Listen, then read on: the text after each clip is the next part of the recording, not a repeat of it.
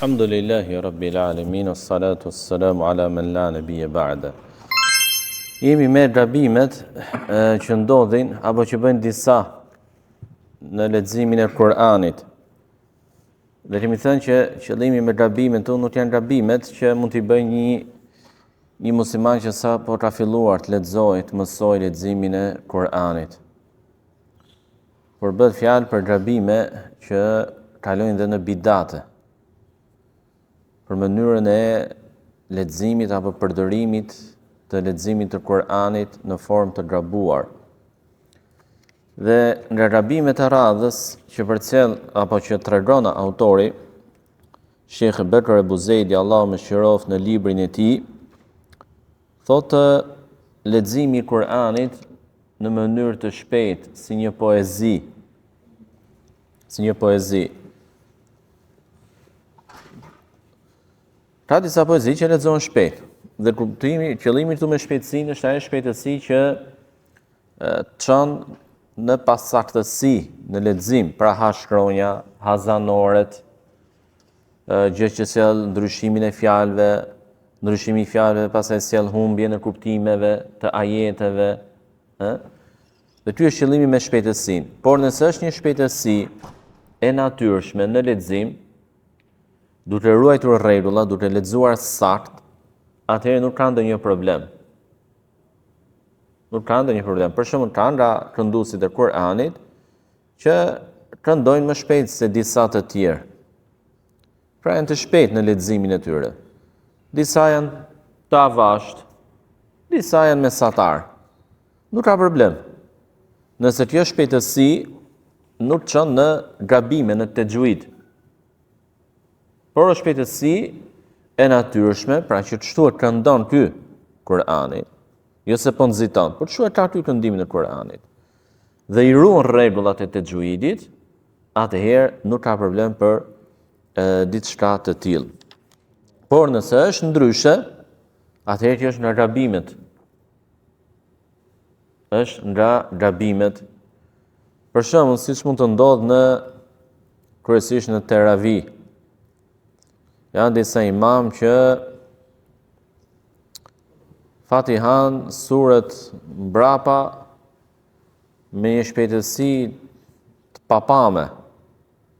Nuk ndat ajeti nga ajeti se merr vesh, fjalë nga fjala, ajeti nga ajeti, nuk e kupton më çfarë po thotë ai, nga shpejtësia e madhe. Qëllimi i imamit është të mbarojë sa më shpejt.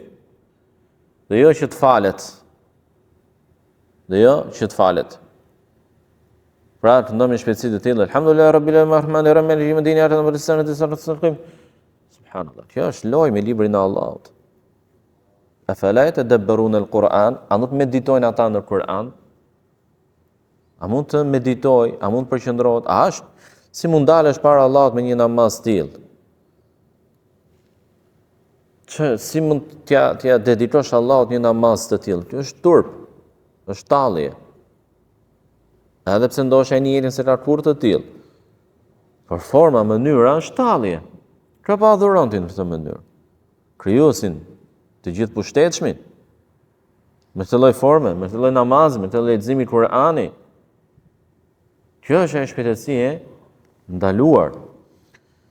Një tjetër gabim thotë është edhe ngritja e zërit, dhe qëllimi me ngritjen e zërit nuk është ngritja e zërit në namaz, që ngren imami për të dëgjuar xhamati, apo mësuesi, nxënësi, kur janë duke mësuar Kur'anin, apo dikush në xhami po lexon. Dhe ngren zërin në një masë që nuk i shqetëson tjerët. Por qëllimi me ngritjen e zërit është ngritje e lartë e zërit në mënyrë të panevojshme. Për shembull, disa ajete i merr avash, shut pastaj pa pritur. E çon volumin te 10-a. Maksimum. Dhe kjo lloj gabimi thotë çojnë në një tjetër bidat, që është vendosja e duarve në vesh. Keni pa sa këndus Kur'ani? Vendos duart në vesh ai dhe këndon Kur'an. Kjo lloj mënyrë është bidat. Leximi i Kur'anit është adhurim. Pse është bidat? Është adhurim leximi i Kur'anit. Dhe përderisa është adhurim, atëherë patjetër që është përcjell forma, mënyra e leximit nga profeti alayhis salatu wassalam. Dhe profeti alayhis salatu wassalam lexuesi më i përqendruar më me përkushtim i Kur'anit. Më i sinqerti në këtë adhurim me Zotin e tij. Të nuk bënte veprime të tilla. Bile disa i vendosin edhe të fyti, si për të shtypë ca akorda aty në fyt që ta ulin apo ta ngrenë zërin. Kjo i çon atë që përmendëm mësimin e kaluar, pra në mënyrën e leximit të Kuranit me ritmet muzikore, me meloditë muzikore, ndërhyrë përmbajtur ritmeve të disa këngëve, melodive e tjerë. Dhe ky ishte një tjetër veprim i keq dhe i ndaluar. Një tjetër veprim thotë është edhe këndimi i Kuranit me radhë. Për shembull jam mbledh dhe janë 2 apo 5 apo më shumë vetë, ky një ajet, apo ky gjysfaqe, ky gjysfaqe, derisa të mbarojnë. Ktu nuk hyn në lëndën mësimore, pra kur e duke mësuar Kur'anin. Është mësuesi i Kur'anit, janë nxënësit i thotë ti lexo këtë ajet. Ti lexo këtë ajet për të parë sa ka mësuar apo për të korrigjuar leximin e tyre. Jo, nuk bëhet fjalë për të gjë. Dhe as nuk bëhet fjalë për shembull kur janë në muqabele, pra, në muajin e Ramazanit, që dikush lexon një pjesë. Jo. Por tu bëhet fjalë për shembull siç ndodh tek disa, edhe që e bëjnë edhe tek ezani. 2 muezin për një herë thrasin të njëjtin ezan. Ky është bidat i keq. Është bidat i keq. Pse është i keq? Sepse ezani nga qenia e tij si adhurim ka lënë në argëtim, në dëfrim. Ne nuk dëfrehemi me thirrjen e ezanit, ne adhurojmë Allahun. Njerëz të tillë që e thot i pari Allahu Akbar, pastaj e kap tjetër mikrofonin, Allahu Akbar, i erë ty, i erë një fjalë, ky është bidat. Sado i bukur duket ai. I bukur është vetëm udhëzimi i profetit alayhis salatu wassalam. Njëri edhe te Kurani. Pra e kanë mënyrë, e konsiderojnë si një vepër të mirë të gjë. Kujtojnë se po bëjnë mirë. Pra ky për shembull gjysfaqe e tjerë. Kjo është ajo që quhet bidat. Dhe ky është një bidat i vjetër, thot autori, që dietarët, imamët si Imam Malik dhe të tjerë e kanë ndaluar dhe e kanë kritikuar rënd diçka të tillë. Një tjetër gabim thotë është edhe këndimi i Kuranit në minaret e xhamiave. Këndimi i Kuranit në minaret e xhamiave. Thotë Ibn al-Jauzi, jo Ibn Qayyim, Ibn al-Jauzi është tjetër ky, Allahu më shëroft. Thotë shejtani ka mashtruar disa këndues të Kuranit, duke i shtyr ata të këndojnë Kur'an në minaret e xhamiave natën me zë të lartë, një xhuz apo 2 xhuze. Dhe me këtë gjë ata bëjnë bashkë 2 gabime, 2 rëndesa, 2 lëndime. E para lëndojnë njerëzit, sepse njerëzit duan gjumë natën, mund të hysh në hak. Ka njerëz të sëmur, ka gra, ka njerëz të moshuar, ka fëmijë që duan të flenë, ka njerëz që nesër do ikin punë, Por dhe e dyta e kanë ekspozuar veten e tyre për syefajsi. Nuk ndodhte në kohën e profetit alayhis salatu se me gjithë dëshirën e madhe të sinqertë që kishin ata për të adhuruar Allahun, që dikush hypte nalt në një godinë të lartë të qytetit në atë kohë dhe natën të këndonte Kur'an me zë të lartë që ta dëgjoshin të gjithë. Ja, nuk duhet kjo që. Nuk bën. Por shumë mund të themi edhe për shembull këndimi i Kuranit në ditën e xumë, kryesisht para xumas, del dikush dhe këndon Kur'an me zë ta dëgjojë xhamati. Edhe kjo nuk duhet. Sepse xumaja ka sunetet e saj. Dikush lexon surën Kaf, që është sunet. Dikush do të fali nafile derisa të hypi imami në minber, siç bënin sahabët kohën e profetit alayhis salatu wassalam. Dikush do të bëj salavate, meqë salavati në ditën e xumat ka një vlerë të veçantë. Prandaj apo leximi i Kuranit apo dhe vasi nuk lejohet. Dhe tjetë kush ta mbajnë nga imam, jo imam filan hoxha. Para hoxhës kemi argumentin. Vasta në ditën e xumat nuk lejohet. nuk ka argument. Përkundrazi, argumenti është ndalesa. Cili është argumenti që është ndalesa? Profeti alayhis salatu wasallam I kishte të gjitha mundësitë që ta mbante vasin, nevoja e njerëzve ishte dhe nuk e bëri. Pse? Që të mjaftojnë me hutben. Dhe ti mi vënë re në ato xhamia që mbahet vas dhe xhamati vjen herë ta dëgjoj, që hutbja flen gjumë. Janë aud, ose vetëm të shohin ty të shu si robota në si janë fare me ty. Janë duke fjetur me sy hap. Nuk lejohet kjo gjë. Prandaj është sa herë lind një bidat, largon një sunnet. Dëgjimi I hutbes është vajxhib. Veprimi I bidatit le të jetë kushtet në hoxhallarë që e mban, çon në vlerësimin e hutbes që është vajxhib. Përqendrohen te vasa, edhe kur vjen koha e hutbes dhe radha e hutbes, ata I ke në botë tjetër. Prandaj nuk lejohet leximi I Kuranit në minare. Një tjetër gabim thotë është edhe këndimi I Kuranit, ndërkohë që kënduesi gjatë kësaj kohe pije dhe duhan. Pash çuditin.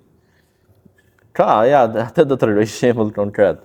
Në rrjetet sociale në Facebook, dikush, nuk e njoh, po më doli që vendos veten I thoshte Hafiz filani dhe në foto ishte me cigare.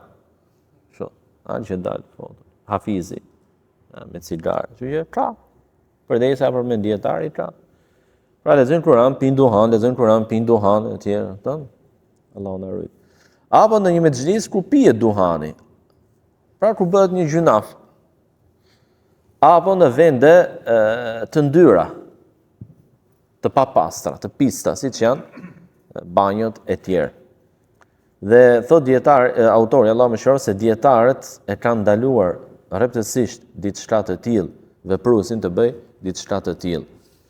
Dhe dietarët e Egjiptit kanë edhe disa shkrime, studime në lidhje me këtë çështje thotë.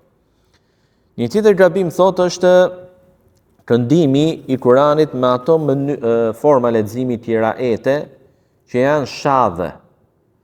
Shadhe pra të pazakonshme, jo si ato që janë zakonshme. Shadh quhet ai qiraet që ka humbur kushtet për t'u pranuar. Ose nuk është sipas Kuranit të Uthmanit radhiyallahu anhu, në kohën që e mblodhi Kuranin, dhe e bëri umetin që ti përmbahet atij Kurani, ose kundërshtojnë rregullat e gjuhës arabe, pra bien ndesh me rregullat e gjuhës arabe, ose nuk është përcjell me at-tawatur. Pra zinxhiri tawatur është kur një grup përcjell nga një grup, ky grupi tjetër nga një grup tjetër, ky grupi tjetër nga një grup tjetër. Dhe para ca kohësh pash që një komision I madh shiash, Allahu I shtataroft, kishin nxjerrë një Kur'an